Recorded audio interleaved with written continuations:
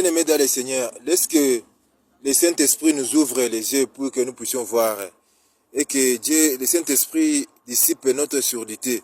Parce que nous avons été longuement enfermés dans la mauvaise interprétation, étant donné qu'aujourd'hui, toute l'Église, toute l'humanité est en train de fixer les regards vers les cieux pour regarder la venue de Jésus-Christ dans les airs, dans les nuages.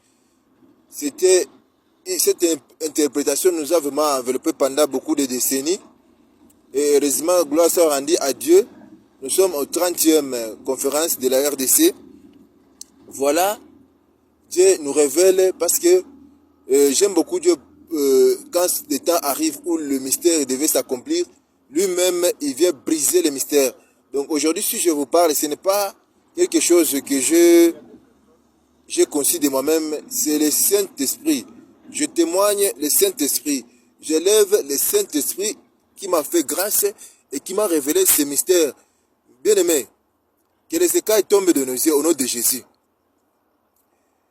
Jésus-Christ, quand il a terminé, s'il est venu sur la terre, Dieu, il est venu sur la terre pour nous sauver du fait que c'est nous les hommes qui a fait chuter son royaume dans les jardins d'Éden.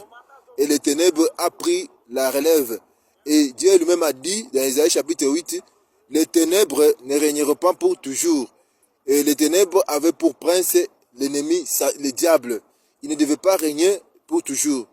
Dieu avait déjà élaboré un plan pour venir nous sauver et enfin de nous pardonner et de nous purifier du péché et de nous restaurer la vie que nous avons perdue afin que nous puissions retourner comme nous vivions auparavant dans les jardins d'Éden. Dans les jardins d'Éden, on vivait éternellement, mais on avait perdu la vie éternelle. Par l'œuvre de la croix, Dieu est venu nous pardonner pour nous retourner dans la vie éternelle que on avait perdue dans les jardins d'Éden. C'est cette œuvre qui devait accomplir encore, étant Emmanuel, Dieu avec nous, comme dans le jardin d'Éden, pour que nous puissions vivre éternellement, donc pour contempler la pleine totalité de sa gloire, comme l'a déclaré pour nous les chrétiens congolais. C'est-à-dire qu'il va commencer avec nous les chrétiens congolais, nous élever et transformer nos corps corrompus qui deviennent incorruptibles et nos corps mortels deviennent immortels. C'est ça notre élévation.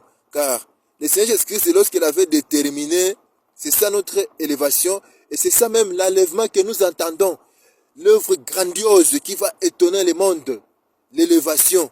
Parce que le Seigneur Jésus-Christ, quand il a terminé l'œuvre de la croix, il n'a pas régné, mais il avait dit, priez que ce règne arrive.